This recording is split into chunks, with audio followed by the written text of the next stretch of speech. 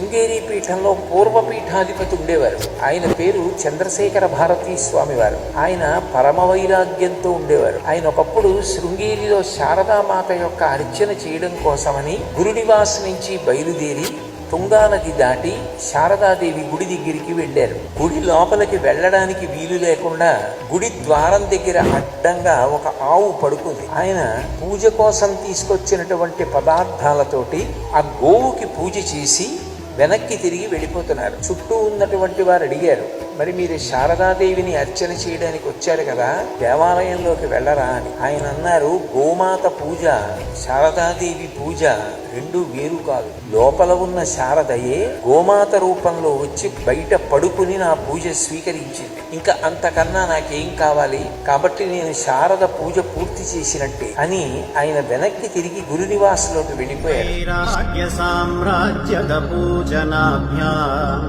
నమో నమః శ్రీ గురుపాదుకాభ్యాం. నమో నమః శ్రీ గురుపాదుకాభ్యాం.